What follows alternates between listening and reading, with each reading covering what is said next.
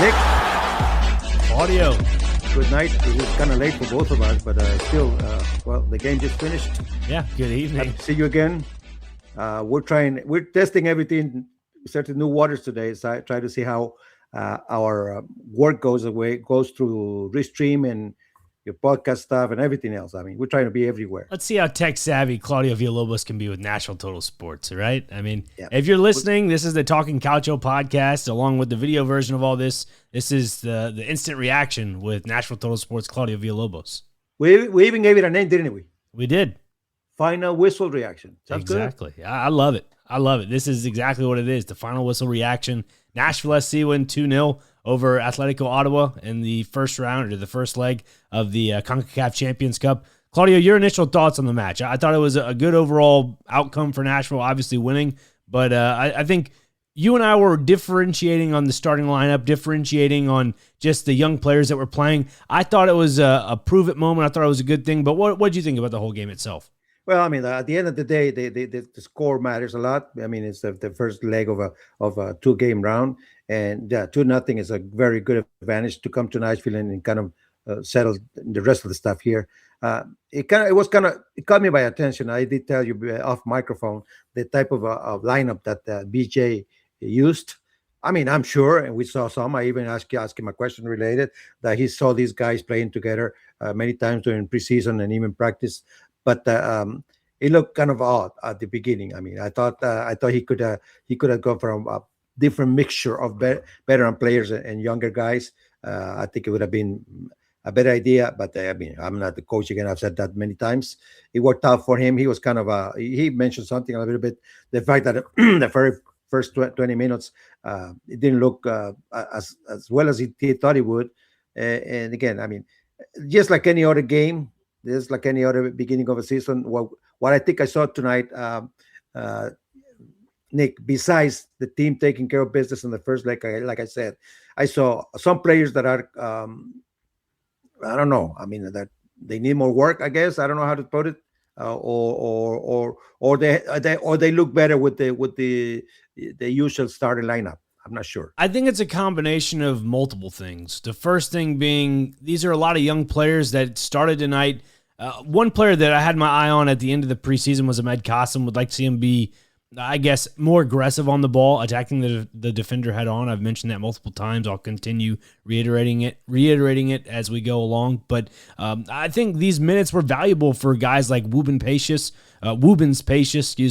that had a really good season last year in the USL with the Tampa Bay Rowdies. He had, I believe, 14 goals in the USL, and then he had 3 goals in 4 matches in the USL. I believe it was their little form of their interleague tournament, but that's 17 goals total and 1 assist as well. That's a guy that's bringing in good form to Nashville, and again, he scored tonight against Atlético Ottawa, and to seal it off was Sam Surridge with the second goal of the match, and it was late in the game, which, as per usual, Sam is there to clean up all the leftover laundry, and good for him on that part. He's the talisman, as you've coined him as well, and everybody else has. But as for your point, though, when it comes to the young players, one player in particular I think that really showed that he can play well, and that's Matthew Corcoran. He stepped up to the occasion. That was somebody that we disagreed on before this match, was that, is he going to start? Is he not going to start? I was in the camp that he was going to start, because I just felt that you go into that final preseason match against Lexington SC and you say, hey, no Matt Corcoran in the first or second half, and you wonder,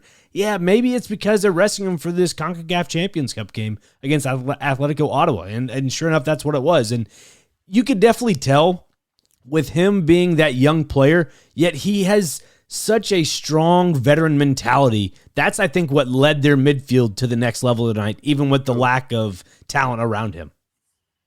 You know, I never had a doubt of Matthew being a starter for this team. I believe he is. He should be. And I guess the only thing that I have against what the formation might have been tonight is that Matthew Corcoran is just has his own light. He has his own light. He brights by himself, but he brights a lot better, much better. He's much brighter when he's got the other guys that are actually can be you said that you used the word when we were talking about it. The veteran mindset, and he's surrounded by a lot of younger players. When we saw it in the 63rd, 62nd minute when they subbed on Patrick Yazbek and they subbed on Hani Mukhtar and even Sam Surridge at that point, you could see the difference in play, the quality. The quality was completely different. And it showed, and it made the point of Matthew Corcoran is a better player with the surrounding cast. And I'm not saying that he needs those players to be a better player because he's shown it without them that he can be a better player without them, but it's better to have those guys with him because when they're with him, guess what? They end up scoring goals, and that's what they did in that first go-around. And I'm with you. In terms of the collective effort, he's a lot better. His efforts shows a lot better. Whenever he's got that supporting cast, like you said, around him. I mean, even stuff like, with the Woobens, I'm not surprised, to be honest with you. I mean, the fact that he had to go around in many ways before he actually landed in this position tonight, it tells you how good of the guy is in terms of his effort, his willingness to do stuff that he needs to do in order to keep going on his career and his time in Alabama, all of that stuff. But I don't think, at least myself, I never had a doubt that he's the kind of player he is. As a matter of fact, he would be, and I mean, look, I don't know if you agree or not with me, but he's going to be fighting for that starting position very strongly. I have no doubt about Woobens in that matter. And I guess the same thing we can say for Warren. I mean, Warren really showed that he's got some stuff. He didn't show all the minutes that he was there, but I think he looked a little better when he actually same thing at Corcoran. Yeah. When Surridge comes in, when even Hani Mukhtar comes in, when Jasper comes in, Warren looked a lot better.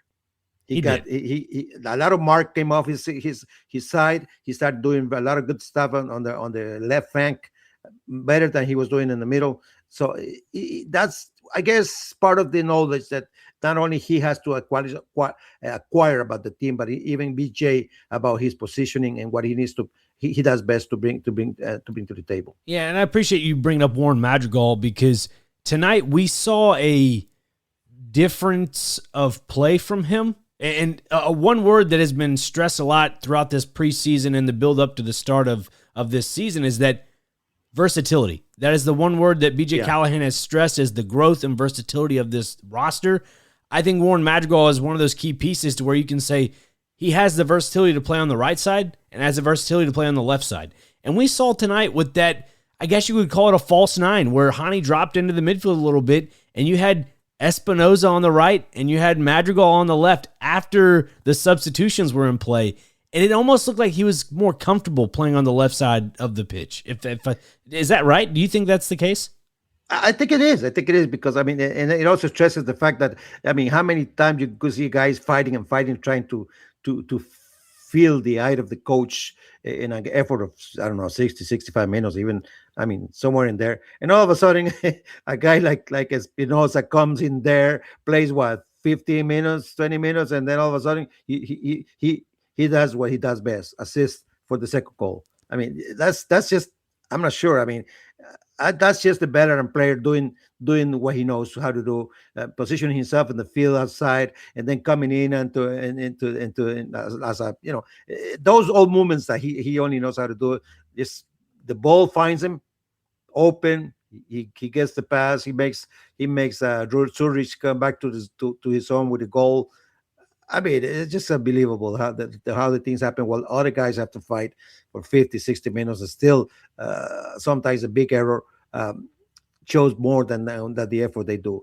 What about Bauer saving the day? Josh Bauer. Again, going back to the word versatility, that guy is a utility, a Swiss Army knife to this team. Yes. Because last year we saw it with the U.S. Open Cup run. He played a lot of the right back position, ran up and down that right flank. This year, he's on the left side. And I guess we can see because Jordan Knight is playing that right back position. And it's now that Josh Bauer has become that versatile Swiss Army knife where he can play anywhere in the back. He's played center back before. He played right back last year. And now has played left back this year. BJ Callahan even spoke about it in the post-match press conference and just how he has developed as a player and his versatility and his importance to this team going throughout this upcoming season. So, I'm very impressed with Josh Bauer because a lot of those guys in years past, and no discredit to the guys that have been on this club previously, but if they were to step up to the occasion, I don't think they would have arose to the occasion like Josh Bauer has tonight. Yeah, for sure.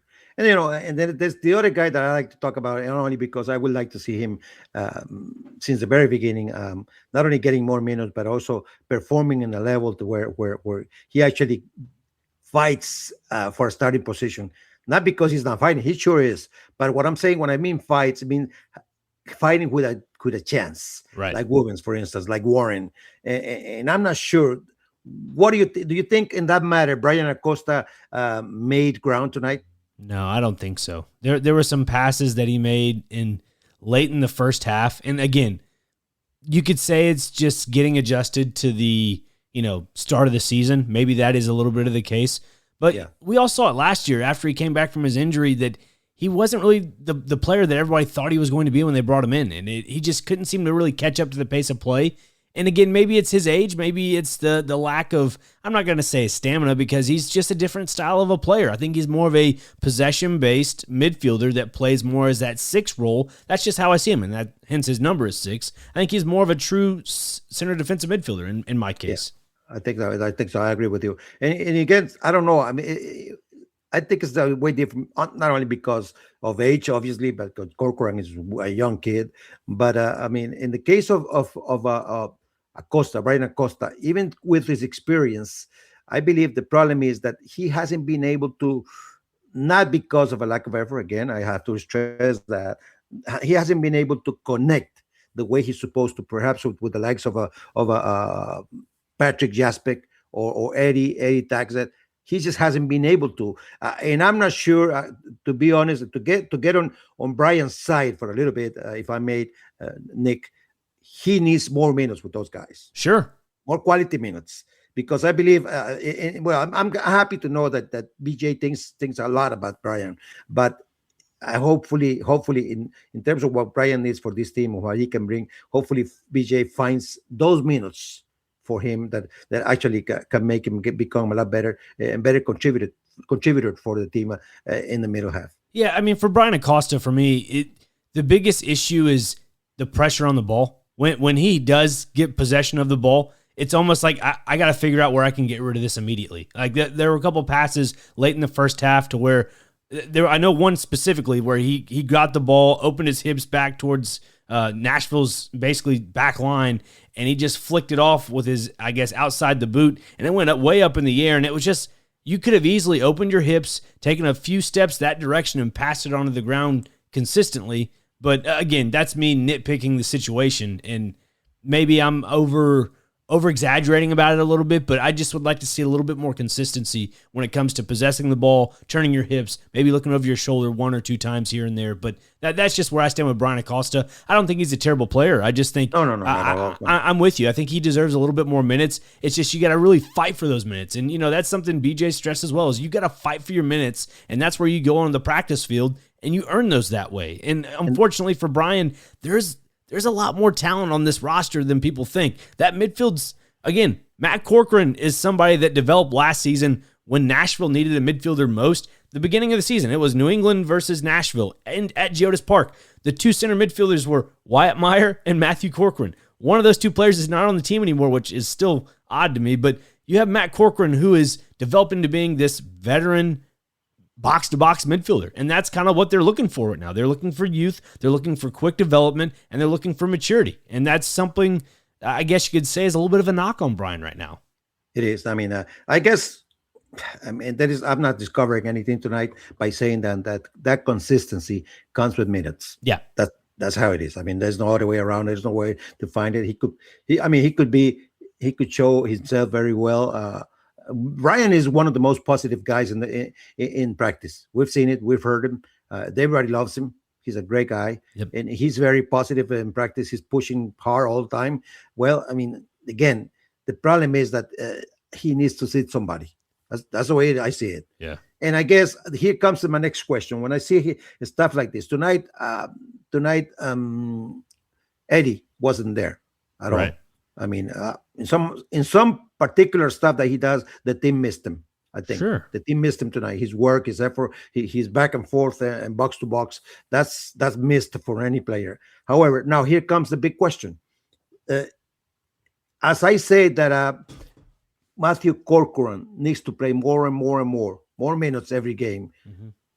He's going to have to replace somebody. Who's that going to be? That's the problem. I look at Corcoran as a rotational midfielder, like right now. We all know the 1 and 2 combo is Tag Seth and Yazbek, okay? And then when it comes to the next person in line, it's Matthew Corcoran. It depends on the opponent for me. If you can somehow game plan a midfielder with Matthew... Is it fair, though? I'm sorry to interrupt you. No. But it's in the same topic. Is it fair to ask why? Why does it have to be him, the third? The reason why I think not the first or second. The reason why is because Eddie Tagseth covers more ground. I think you look at Eddie Tagseth, and that's a guy that, again, logged probably the most mileage last season for MLS player overall in the midfield. That's somebody that can close. Basically, is what BJ Callahan's asking for is everyone that attacks, everyone that defends, but he wants to close that space defensively quick, and that's something Eddie does well. And you have Patrick, who is kind of that bigger body, that the guy that can find those long passes. That's the perfect combination. I'm not saying Corcoran can't play with one or the other, but right now we're just seeing both of those top midfielders in Tagseth and Yazbek play really well. And again, those guys are on different contracts when it comes to a guy like Matthew Corcoran, who is a United States international. And again, maybe he might get a little bit more room this year because of the World Cup and just for international duty purposes, because we all know Yazbek's probably going to get called up to the Australian national team, which he's done in previous times. I'm not saying because we're all going to have a World Cup stop. We get that. The league's going to stop for the World Cup. We get that. But when they come back, I mean, there might be some occasions somewhere down the line where there's going to be an international break, and they're going to miss one or two of these guys. That's why I like a lot of these additions this past offseason, Claudio, is because you look at guys like Warren Madrigal, who have so much upside, and he's from Costa Rica, who he has, a lot of, I'd say, experience at the second division of La Liga with Valencia B. And you bring that into the equation of the team now, you're not going to grab guys that are going to be playing on international duty. I think that's another reason why they got offloaded Jacob Schaffelberg, in my opinion, is because he was always being called up to the Canadian national team and never was truly available for Nashville SC. And I'm not just saying that was a knock on him. Also, too, that you had to revolve the play around Jacob Schaffelberg, not around the team. He didn't revolve his play around the team. He was always, you pass the ball way down the field, he'll run after and chase it. Kind of like backyard soccer. This is a little different now.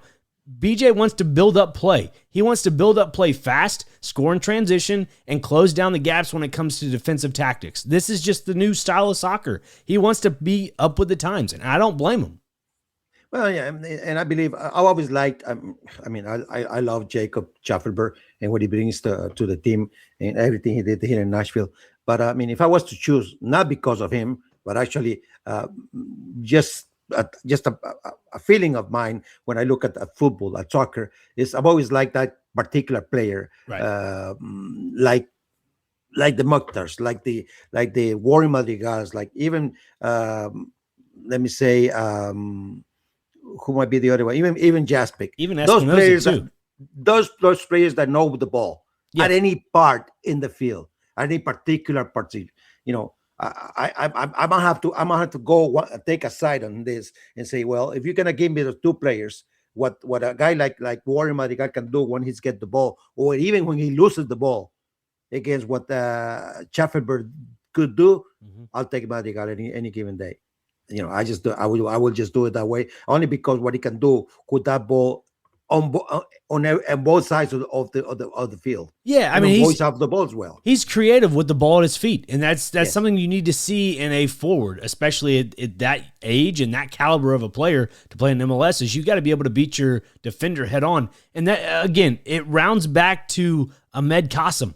There was a point in this game tonight against Ottawa. And it was a 2-on-1 transition play.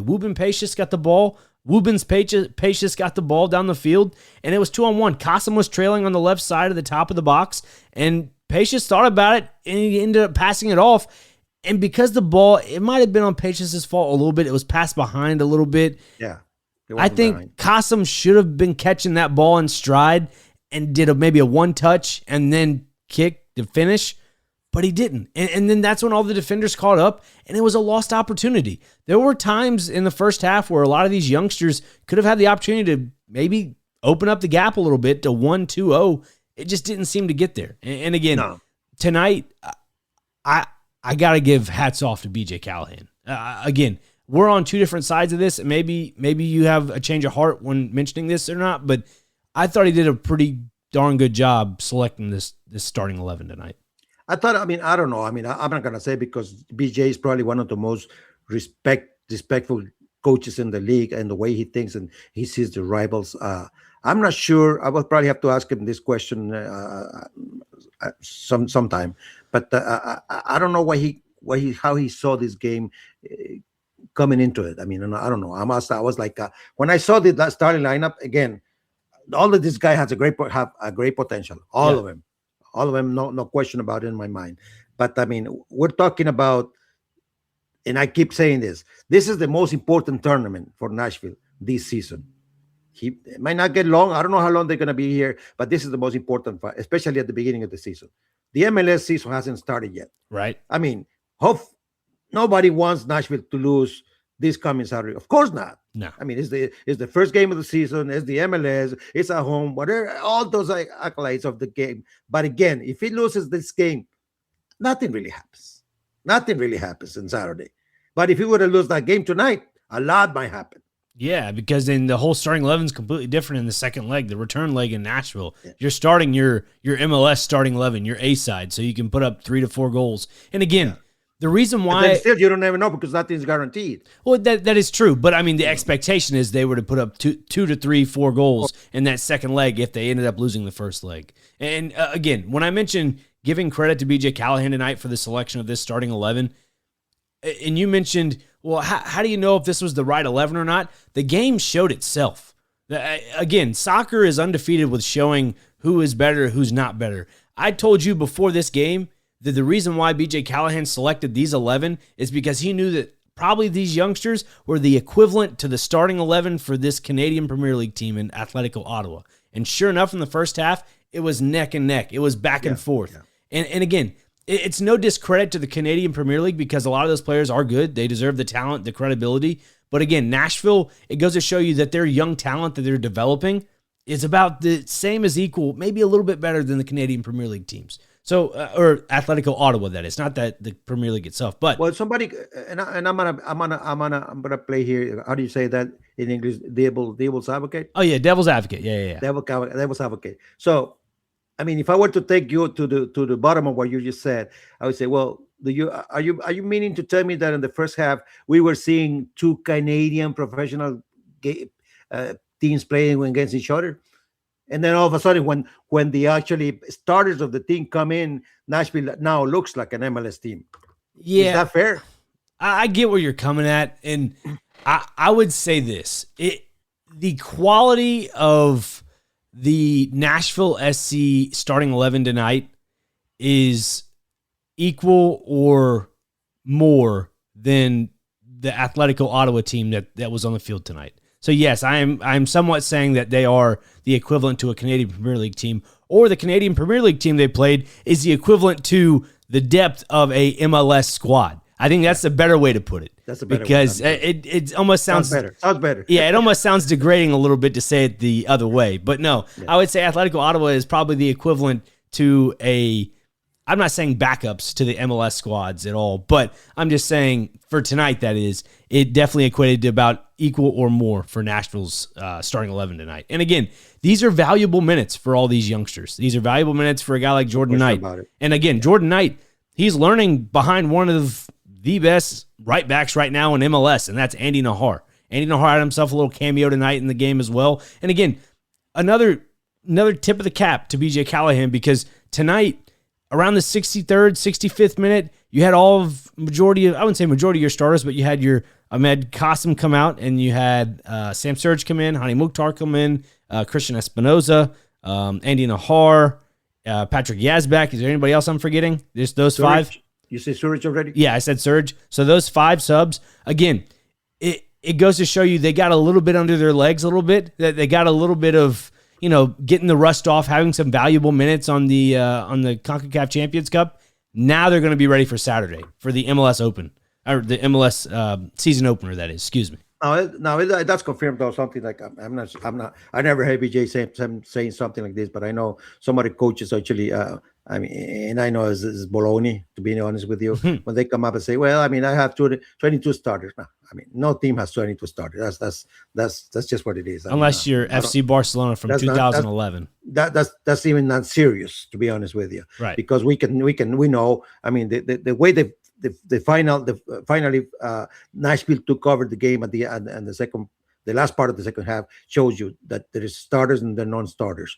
Now, if you push me and you tell me, well, let's see a year from now if this team, the same team that started tonight, plays against this Ottawa, I would say probably they beat them by 3 or 4 goals.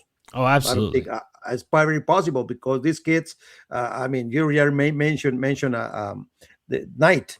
This guy to me is well. There were others that didn't even play, and they show very well. Even on Saturday when we saw him, right? Mm-hmm. They were not even there tonight. But then these guys, what I like about tonight more than anything else, besides the victory, Nick, is that these guys knew that they had an opportunity. They had an opportunity. I say most of them really took advantage of it. Honestly, they did as much as they could. They know for sure that there's a lot of stuff that needs to be improved, of course. But in order for them to fight for position of more minutes, that's real. That's just the way it is. But I'm happy to see a lot of stuff that I thought it might happen, and it happened very early. Again, if anything, I can take off for me tonight in terms of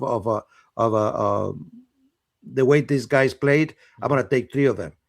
The confirmation of what Jeff Bauer means for this team. Mm-hmm. There's no question. Josh Bauer. Good, yep. No question about it. And then the fact that Woobens and Warren really are answers to this team like it didn't have before for a true long depth time. pieces. Remember that? Yeah. We talked about it many times. Yeah, Before absolutely. today, in a game like today, any coach in Nashville, even BJ, will have no other answers but Surridge and Mokhtar up there. Not anymore. And that's a lot. Now, my big question for you now that we've gotten to almost a 30-minute mark here, how much of a competition is there on the left side between Ahmed Qasim and Warren Madrigal? For what I'm seeing so far, and I'm going to be honest, it hasn't been enough yet. Right. What I'm seeing so far, I believe this is for Warren to lose. Simple as that. Warren is the fact that he can play with both feet, the fact that he's willing to do B1s anytime. He's not scared of that. He's not even scared if BJ gets bad. He does it. If he's there, like there was a big play there where he was like cut, but I think surrounded by 3 players, he still went by 1v1, and the coach was right in front of him. If he would lose the ball there, or he might have said something, but he still didn't care. That kind of attitude on a young kid is what perhaps many of the soccer players today need. Be brave. Be brave. Don't worry about making that mistake. It's gonna happen anyways. Sooner or later in the game, many times during the game, many times with their career. But be brave and try to and say, if I do it, if I make it, a lot of things might happen for this team, and especially in big games. So, and that part right there, I think, is missing from Ahmed Qasim. Even though I think we saw some of that in those very first games of when he came on board last season. Absolutely. You make a good point. And also, is that your non-Costa Rican bias opinion, or is that your Costa Rican bias opinion you just gave me? Well, I don't know. No. Well, of course, I want. I already said it with you and with live. I want Warren to like any other guy from my country to be successful. Mm-hmm. But he's got what it takes. It's just a matter of him using from the injuries to leave him alone, and the rest of the stuff. I don't really worry about Warren, and the fact that BJ likes him makes a big difference for him, anyways. Yeah, absolutely. And I look at the Ahmed Qasim situation, and I've mentioned this to you already in this reaction, but I think it's Ahmed Qasim just needing to be more physical. I just be a little bit more physical on the ball and attack the defender, and that's something Warren does nonchalantly. It's almost like it comes second nature to him. Like he knows that I can beat my defender with the ball at my feet. He's got the size. Yeah. He's got the size. And I'm not sure what's going on. Thank you for mentioning the size, because both of those guys pretty similar in size for the most part when it comes to height, right? Right. And again, that goes to show you it depends. It's all up here. If you can play big, you're going to win big. If you play small, you're going to get beat every time. Now it's kind of interesting. This what I want to hear your thoughts about this, because whenever I make Kassam look better, even much better last season, is when he was playing on the right flank, coming in with your left foot and trying to build up and trying to get in diagonals there in front of the area and stuff. Now this season, unfortunately, he's not going to be able to play there, even if he's starting, because of the Christian Espinosa. Yeah. Christian Espinosa, that's his side, that's his position. It would be unwise to play him anywhere else, even though he's capable of. I'm sure he can do it. Yeah. But if you're gonna get every single amount of juice from a player like Christian, you have to play him where he's good, and he's already showing. He did it on Saturday against Lexington. Remember, he's even scored a goal. Yep. He did it tonight with that great assist. So it seems like, as weird as it might sound, even on his own side, because he's lefty, Kassem is going to have to learn that position again. Yeah. And that's kind of different and amazing. But then at the same time, he has a guy there who's not even lefty, who's the case of Warren Mardigal, or even Muil, who, because of the effort they put. Yeah. I mean, the guy's got like 8 lungs, Alex Muil. He can go as long as you need him to go. He's been one of those just true iron lungs for those guys. But you make a good point with it when it comes to Qasim and Madrigal.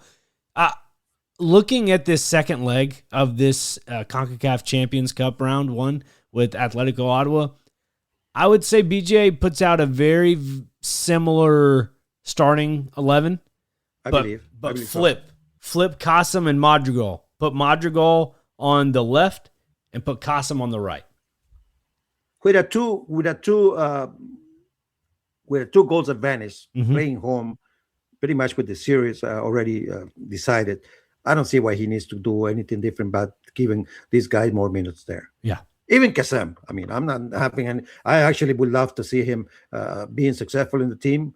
I think he still does the effort. He tries everything he can. Just things doesn't come around for him that easily. But I'm sure BJ is still thinking the same way. He wants him to be a success. He needs him to be successful. The season is long. Yeah. You never know what's going to happen. Very true. And a guy like Kassem, he's a smart player. He's a very smart player. I mean, tactically smart. Yeah, for sure. Very smart player. He knows what to do with the ball. He knows what a lot of stuff he does well. But he just had that little thing there in terms of being more aggressive when in the mark, even aggressive with the ball, trusting himself more.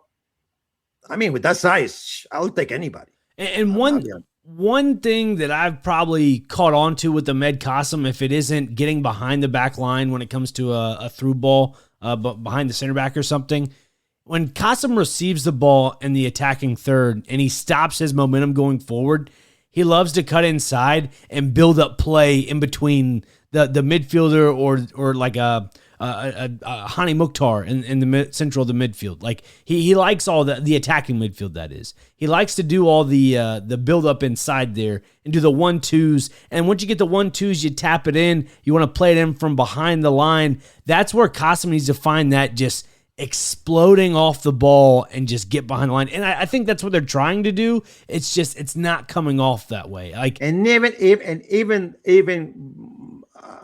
as good soccer as that is, what you just described, sometimes it's going to have to be selfish. Right. And say, no, this time I'm going to take it my own. I'm going to do it myself. I'm going to go 1v1. I'm already here on top of the area. If I take this guy and take a shot with my big left, I might something might happen. And that's for sure. He's done it before.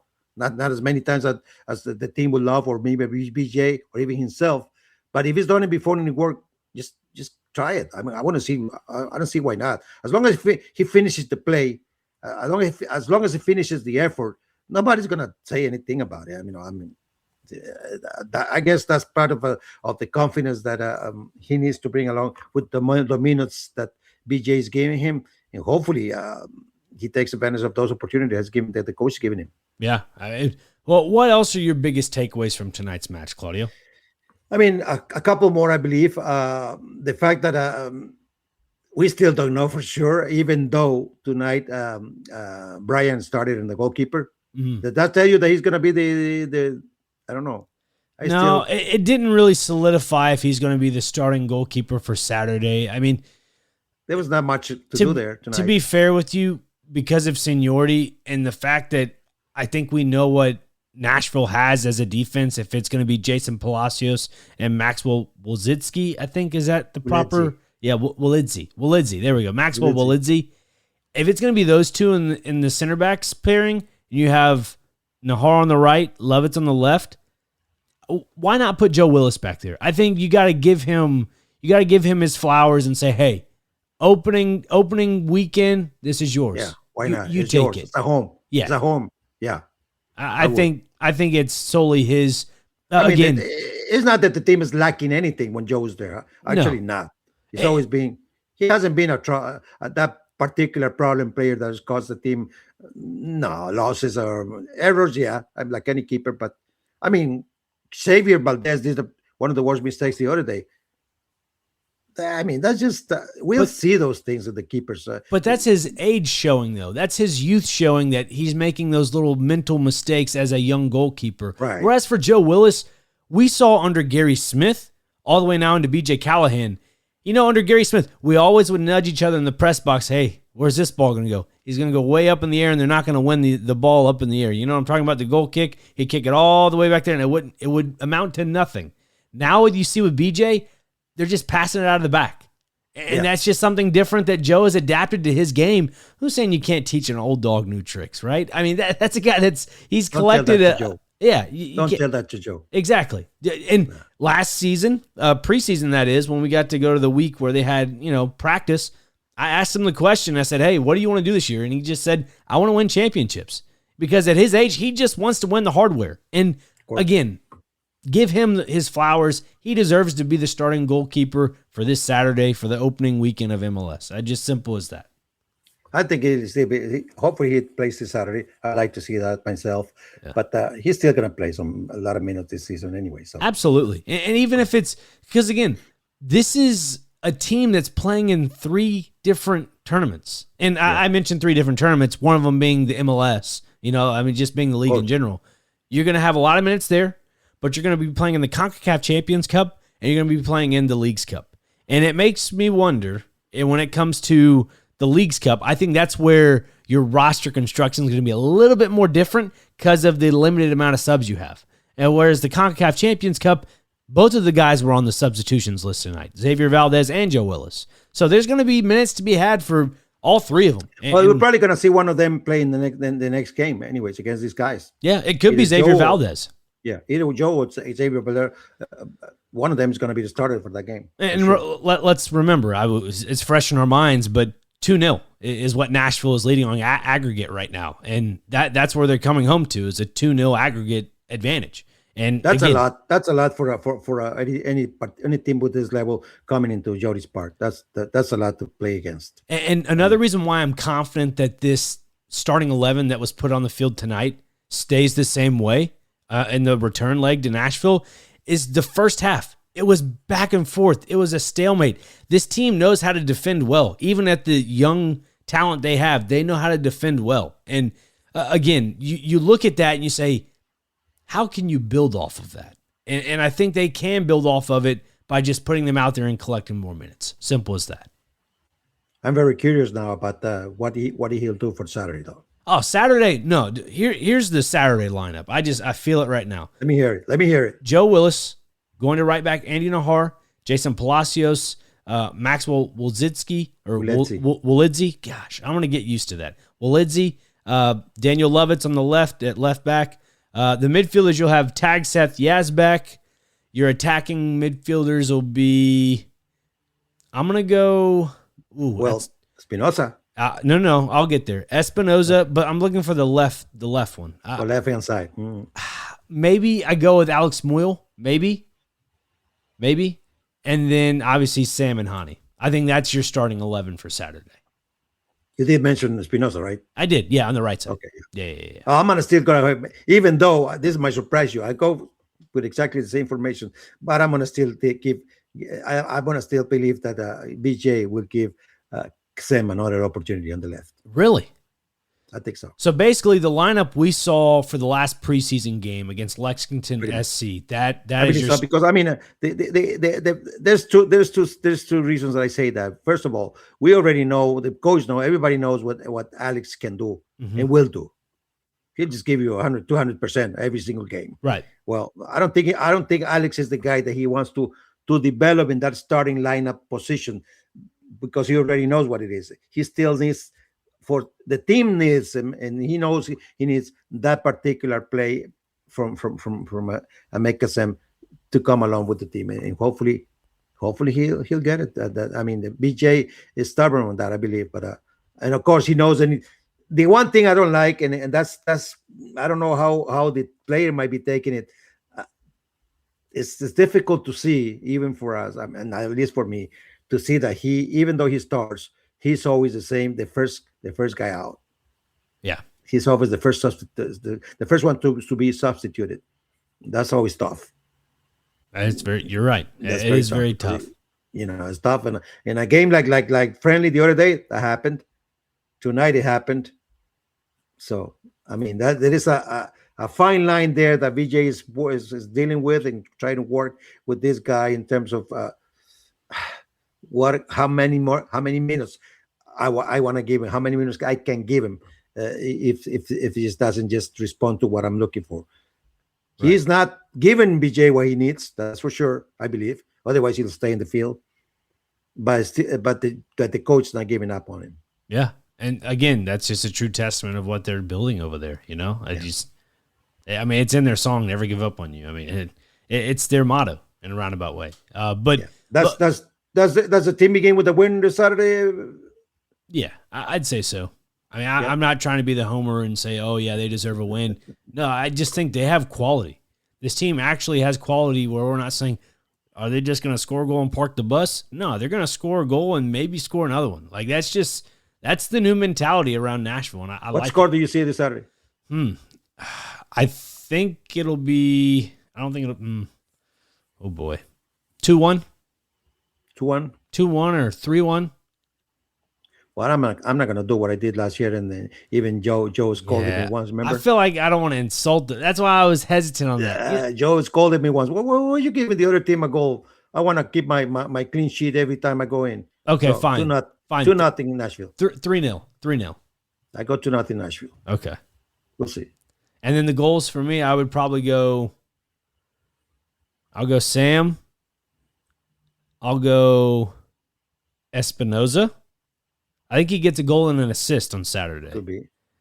And then third goal, we'll throw it out there. Jason Pacius off a corner kick. Wow. Yeah. Privilegio as well. Maybe. I'm gonna go homeland right away, right off the bat. Oh. I like to see, and I hope to see Warren Madrigal scoring his first goal in the MLS this Saturday here. And of course, I mean, I can never write off Surridge from scoring another one. Yeah. I mean, he's a talisman. He was second in MLS scoring last year. Hopefully he's looking for to get first this year. I mean, that's just something interesting to look at. But, Nashville's going to have a tall task on their hands this Saturday against the New England Revolution. Yeah. They just brought in a goalkeeper, J.D. Gunn, I believe was promoted to the first team. I'm not sure where they acquired him from, but that was a recent signing. I think it was we might be able to do hopefully we might be able to do a preview before the game, and we'll talk more about what New England brings to the table and what Nashville might be facing this Saturday, which is not easy by any means. It's just the fact that the team's going to play its heart off because of being home, because of the fact that the castle keeps being that building where All the teams had a lot of problems scoring goals and winning points. But besides that, I don't know. I don't think there's a huge advantage at all because Nashville against these guys at all. No, I don't think so. Yeah, and look, if you want to catch more about our preview or preview, as Claudio reiterates in the Spanish language, you can catch that, I'd say, an hour before kickoff over at Geodis Park. They take on the New England Revolution this Saturday. Kickoff's at 7:30, so probably around 6:30 when we'll do our live preview from the field and post-match as well. Is it going to rain? I don't know. I saw 40% precipitation, so hopefully that's not the case. But I'm asking the wrong person, though. Oh. I remember you told me the other day that you can manage Nashville weather anymore. You can't. You cannot manage Nashville weather. I've told you this multiple times. You get the best of both worlds. If it'll rain, it's going to rain. Is it going to snow? It's going to snow. We got ice. I was without power for a week. I had to use a generator. I made my own homemade antenna from a radio wire. One day was. It was one day for me. I thought it was the end of the world. Come on. Oh, no, I was okay with it. I think we were all right. I mean, I made a fire every once in a while. I could do it. It would be okay. If I was stranded, I think I could live for a couple of weeks. Yeah. Probably your problem would be food, though. I don't know about that one, Claudio. I mean, you get rid of it too quick, man. Oh, thanks. Appreciate it. Yeah, that makes me feel great. Yeah. But no, if you want to catch more on the Talking Calcio podcast right here on Game Nashville Sports Network, also with Claudio Villalobos with Nashville Total Sports with the first whistle reaction after each game. So you can catch all that coming up here this season right here on the Talking Calcio podcast and also on the first whistle reaction.